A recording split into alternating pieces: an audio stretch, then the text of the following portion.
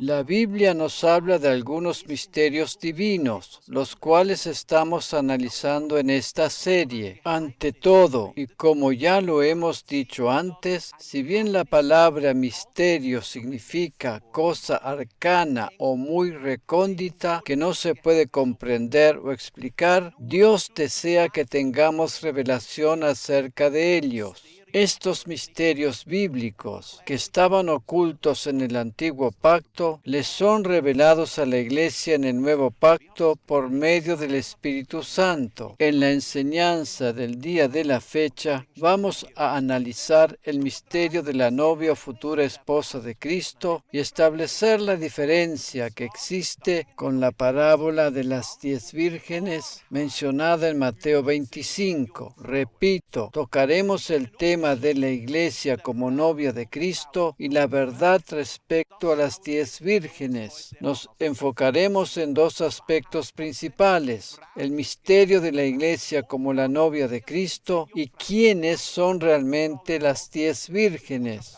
A menudo existe una gran confusión en los círculos cristianos en relación a esta parábola y muchos piensan que tiene relación con la Iglesia y especialmente con aquellos que corren peligro de no ser arrebatados cuando Cristo venga a buscar a los suyos. Por lo tanto, vamos a analizar en profundidad el tema a la luz de la palabra de Dios para disipar toda duda al respecto. Me referiré al tema con firmes fundamentos bíblicos y no interpretando en la parábola cosas que no encontramos en la Biblia. Es que hoy les comparto fundamentos bíblicos por los cuales las 10 vírgenes no representan a la Iglesia y por qué razón hay una diferencia entre la novia y las vírgenes. En primer lugar, vamos a dejar bien en claro quién es la novia o futura esposa de Cristo. Seguramente sabes que Jesús pasó por los sufrimientos de la muerte en la cruz y allí, cuando finalizó su obra de la cruz, exclamó: "Consumado es, consumado es". Fue el clímax de su sufrimiento y allí exclamó: "Consumado es". Está escrito en Juan 19:30. Cuando Jesús hubo tomado el vinagre, dijo: "Consumado es", y habiendo inclinado la cabeza, entregó el Espíritu. Reina Valera 1960. El término consumado en griego, en el idioma original del Nuevo Testamento, es tetelestai, que de acuerdo a su raíz primaria significaba cancelar una deuda. Cuando los judíos buscaban al correcto cordero para el sacrificio y lo hallaban, decían tetelestai, lo cual quería decir trabajo o búsqueda cumplida. Si bien esta expresión está escrita en griego, es muy probable que nuestro Señor Jesús habló en griego, arameo y hebreo. Cuando Jesús dijo: "En tus manos encomiendo mi espíritu", haciendo referencia a Salmos 31:5, tuvo que haberlo dicho en hebreo porque, según la tradición, un judío no debía recitar los textos del Tanakh en otro idioma que no fuera el hebreo. Por tal razón, es muy probable que él haya exclamado: "Consumado es". En hebreo, la palabra en hebreo es kalá, que significa terminar, acabar y consumar. Además, esta palabra también puede ser traducida como novia. Al morir en la cruz, Jesús clamó kalá, queriendo decir que no solo había culminado la obra que su Padre le había encomendado, sino que también mencionó el propósito de esa obra, a favor de su amada novia. La palabra emparentada en arameo es kehilá y significa congregación, comunidad. Eso es lo que es la novia de Cristo, es la congregación. La obra de redención ha sido consumada para ti y para la Iglesia. ¡Aleluya! ¿No es esto fantástico? En Efesios capítulo 5, versículos 31 y 32, leemos en la versión Reina Valera 1960. "Por esto dejará el hombre a su padre y a su madre, y se unirá a su mujer, y los dos serán serán una sola carne. Grande es este misterio, mas yo digo esto respecto de Cristo y de la Iglesia. El apóstol Pablo utiliza el ejemplo de la relación del hombre y la mujer en el matrimonio para comparar la relación que existe entre Cristo y la Iglesia. Repito, el apóstol Pablo utiliza el ejemplo de la relación del hombre y la mujer en el matrimonio para comparar la relación que existe entre Cristo y la Iglesia. En Juan capítulo 3, versículo 29, leemos en la versión Reina Valera 1960. Juan el Bautista nos dice, el que tiene la esposa es el esposo, mas el amigo del esposo que está a su lado y le oye, se goza grandemente de la voz del esposo. Así pues,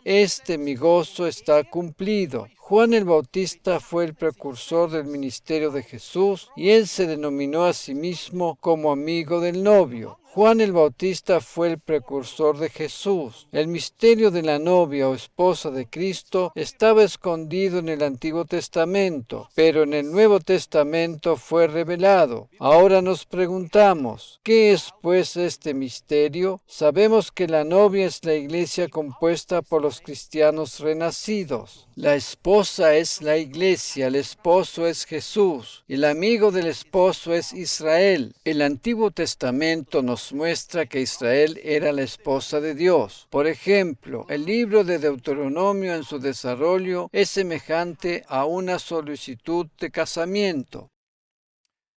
Esto es confirmado por los judíos. Esta unión tuvo lugar en el monte Sinaí, cuando Israel recibió la ley de Moisés. Allí se selló un pacto matrimonial. En Jeremías capítulo 31, versículo 32, encontramos claramente la explicación. No como el pacto que hice con sus padres el día que los tomé de la mano para sacarlos de la tierra de Egipto. Mi pacto que ellos rompieron, aunque fui un esposo para ellos, declara el Señor. Biblia de las Américas. Esto no era un misterio en el Antiguo Testamento, sino que estaba claro. El misterio, sin embargo, tiene que ver con la iglesia o futura esposa de Cristo. Para poder entender la diferencia entre ella y la esposa de Dios, tenemos que ver la diferencia que existe entre Israel y la iglesia. Para comprender bien el tema, es sumamente necesario que entendamos cuál es la diferencia entre la esposa de Yahvé y la esposa del Mesías, de Cristo. Para ello les muestro el siguiente gráfico. Durante algunos minutos nos concentraremos en los diferentes aspectos que encontramos allí. Lo he dividido en dos ámbitos. La parte superior se refiere a Israel en 6 fases temporales y proféticas, y la parte inferior se refiere a la iglesia en 5 fases temporales y proféticas. Quisiera que prestemos atención a esta comparación. Comenzamos en la parte superior con Israel. En la primera fase ves allí el gráfico del monte Sinaí y las tablas de los 10 mandamientos. Se trata del pacto matrimonial llevado a cabo entre Israel y Yahvé en el monte Sinaí. El libro de Deuteronomio es un contrato matrimonial. ¿Cuándo fue llevado a cabo? En el monte Sinaí. La segunda fase de Israel se trata de que Israel cometió adulterio siguiendo a dioses ajenos. Ese fue siempre su problema. Por eso, aquí encontramos este símbolo egipcio representando a los dioses ajenos. Esto es descrito en Jeremías capítulo 31, versículo 32. Allí está escrito, volvemos a leerlo, no como el pacto que hice con sus padres el día que los tomé de la mano para sacarlos de la tierra de Egipto, mi pacto que ellos rompieron, aunque fui un esposo para ellos, declara el Señor. Biblia de las Américas. Israel rompió el contrato matrimonial y a su vez con ello el pacto con la ley de Moisés. La tercera fase de estas 6 es que Dios dejó de ser el esposo de Israel. Se separó. En el libro de Isaías, capítulo 50, versículo 1, leemos: Así dice el Señor, ¿dónde está esa carta de divorcio con la que repudié a vuestra madre? ¿O a cuál de mis acreedores os vendí? He aquí, por vuestras iniquidades fuisteis vendidos, y por vuestras transgresiones fue repudiada vuestra madre. La cuarta fase, 100 años más tarde, Dios extendió un certificado de divorcio. Aquí vemos que Dios le dio 100 años de tiempo a Israel para arrepentirse. Durante un lapso de 100 años tuvo mucha paciencia, pero Israel no aprovechó esa oportunidad. Por tanto, Dios extendió certificado de divorcio. En Isaías y Oseas se trata de certificados de divorcio. Encontramos esto en Jeremías capítulo 3, versículos 6 al 10. Leemos de la versión Biblia de las Américas. Y el Señor me dijo en días del rey Josías: ¿has visto lo que hizo la infiel Israel? Él andaba sobre todo monte alto y bajo todo árbol frondoso, y allí fornicaba. Y me dije: después que ella haya hecho todas estas cosas, volverá a mí. Mas no regresó. Y lo vio su pérfida hermana Judá, y vio que a causa de todos los adulterios de la infiel Israel, yo la había despedido, dándole carta de divorcio. Con todo, su pérfida hermana Judá no tuvo temor, sino que ella también fue y se hizo ramera. Y sucedió que por la liviandad con que fornicó, profanó la tierra y cometió adulterio con la piedra y con el leño. A pesar de todo esto, su pérfida hermana Judá tampoco se volvió a mí de todo corazón, sino con engaño, declara el Señor. En la quinta fase vemos que Israel, desde entonces hasta ahora, está bajo juicio como consecuencia del divorcio. Ese es el estado de Israel en la actualidad. Esto lo encontramos en el libro de Oseas capítulo 2, versículos 6 al 13. Por tanto, he aquí cercaré su camino con espinos y levantaré un muro contra ella para que no encuentre sus senderos. Y seguirá a sus amantes, pero no los alcanzará. Los buscará, pero no los hallará. Entonces dirá: iré y volveré a mi primer marido, porque mejor me iba entonces que ahora. Pues ella no sabía que era yo el que le daba el trigo, el mosto y el aceite, y le prodigaba la plata y el oro, que ellos usaban para Baal. Por tanto, volveré a tomar mi trigo a su tiempo, y mi mosto a su sazón. También me llevaré mi lana y mi lino, que le di para que cubriera su desnudez. Y ahora descubriré su vergüenza ante los ojos de sus amantes, y nadie la librará de mi mano. Haré cesar también todo su regocijo, sus fiestas, sus lunas nuevas, sus días de reposo, y todas sus solemnidades. Desbastaré sus vides y sus higueras, de las cuales decía ella: son la paga que mis amantes me han dado, y las convertiré en matorral, y las devorarán las bestias del campo. Y la castigaré por los días de los Baales, cuando ella les ofrecía sacrificios, y se adornaba con sus arcillos y joyas, y se iba tras sus amantes, y se olvidaba de mí, declara el Señor.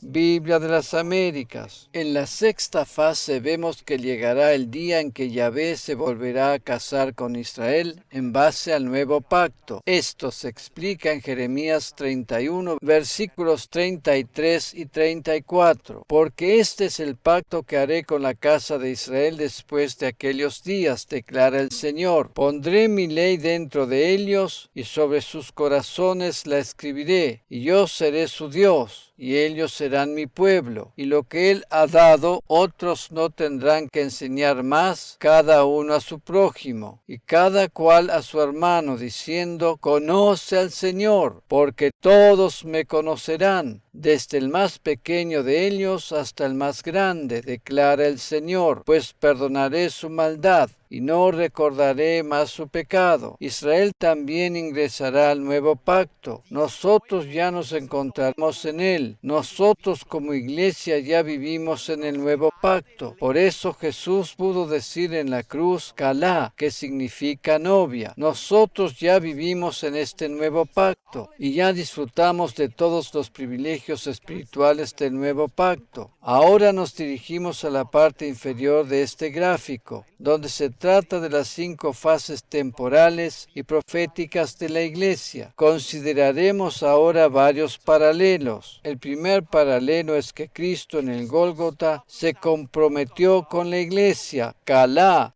la novia, Calá, Kehilá y el Mesías. Consumado es. Cuando Jesús dijo consumado es, completó la obra de redención para la iglesia. En ese momento Cristo se comprometió con nosotros, la iglesia. ¡Wow! Ahora nosotros, la iglesia, somos una novia comprometida. Luego verás cuando se llevará a cabo la boda. La segunda fase para la iglesia es la Biblia, la palabra de Dios. Por esa razón es tan importante que asistas a las reuniones o que nos estés siguiendo actualmente nuestras transmisiones en vivo y cuando podamos volver a reunirnos. Ven a las reuniones para escuchar la palabra de Dios. Si no puedes venir, síguenos en internet. El Señor quisiera que como su novia nos preparemos y que seamos purificados por medio del lavamiento con la palabra. ¿Sabes por qué razón nunca afirmaremos aquí que está bien que un creyente no tenga una iglesia local? Nunca diremos que está bien dejar de venir a las reuniones para escuchar la palabra de Dios. ¿Por qué razón no podemos apoyar tales pensamientos? Una razón es porque al no venir no te preparas para la boda. En cuanto a ser purificado por medio del lavamiento con la palabra, la novia se prepara. Existe una purificación ritual que observaremos luego dentro de lo que es una boda judía. La novia se prepara. Es purificada por medio del lavamiento con la palabra. En Efesios capítulo 5, versículos 26-27, leemos en la versión Reina Valera 2015, a fin de santificarla, habiéndola purificado en el lavamiento del agua con la palabra, para presentársela a sí mismo una iglesia gloriosa, que no tenga mancha ni arruga, ni cosa semejante, sino que sea santa y sin falta. Leemos también 2 Corintios 11:2, porque les celo con celo de Dios, pues les he desposado con un solo marido para presentarlos como una virgen pura a Cristo. En este pasaje el apóstol Pablo presenta a la iglesia como una virgen pura, y esto en relación a nuestra pureza. Se refiere a una virgen pura. Amén, alabado sea el Señor. Esa es nuestra situación y posición, puros en Cristo. Por ello el apóstol Pablo usa el ejemplo de una virgen. Nosotros somos la novia de Cristo y de ninguna manera las damas del cortejo nupcial. La iglesia de Cristo es siempre la novia o esposa. De ninguna manera la iglesia es representada por las 10 vírgenes. Cuando el apóstol Pablo menciona a la iglesia como una virgen, no se refiere a damas de un cortejo nupcial, sino a la pureza de la misma. Fue purificada y justificada por Cristo. ¡Aleluya! Los salvos ya están preparados y listos. Lo único que hacen es darse un baño completo con la palabra de Dios. ¿Es esto complicado? La verdadera santificación bíblica tiene que ver con darse baños completos con la palabra de Dios. Se trata del tema de la santificación. La santificación no tiene demasiado que ver con nuestras propias obras, como suelen sostener no pocos predicadores. La santificación es obra de Dios y lo único que hacemos nosotros es entrar en la bañera. Entonces somos santificados y purificados. La palabra de Dios hace su obra de santificación. La tercera fase en cuanto a la iglesia se trata de la ceremonia de bodas en el cielo, antes de la segunda venida de Cristo a la tierra. Esto tiene que ver con el arrebatamiento. En el Gólgota, Jesús dijo, Calá, boda. Allí fuimos comprometidos con Él. Durante los últimos 2000 años y algo más, nos encontramos en la fase de la purificación ritual. La iglesia es lavada por medio del lavamiento con la palabra de Dios y ahora esperamos hasta que el novio venga a buscarnos. Jesús dijo que iba a preparar morada para nosotros y prometió regresar de la misma manera que se fue cuando fue ascendido al cielo. Se trata del arrebatamiento. Vayamos ahora a Apocalipsis capítulo 19, versículos 7 y 8. Leemos de la versión Reina Valera 2015. Gocémonos, alegrémonos y démosle gloria, porque han llegado las bodas del Cordero, y su novia se ha preparado, y a ella se le ha concedido que se vista de lino fino, resplandeciente y limpio, porque el lino fino es los actos justos de los santos. El arrebatamiento sucederá debido a que el novio vendrá a buscar a la novia para la ceremonia de bodas. Esta ceremonia se llevará a cabo en el cielo, y luego 7 años más tarde se celebrará una fiesta de bodas sobre la tierra luego de la segunda venida. Esto es algo que hay que diferenciar. La ceremonia de bodas se llevará a cabo luego del arrebatamiento. La cuarta fase es la fiesta de bodas sobre la tierra, luego de la segunda venida de Jesús. Esto quiere decir al final de la tribulación. Allí Jesús regresará a la tierra junto con nosotros, con la iglesia. Se celebrará una nueva ceremonia de bodas, porque en aquel momento Israel será unido nuevamente con Yahvé por medio del nuevo pacto.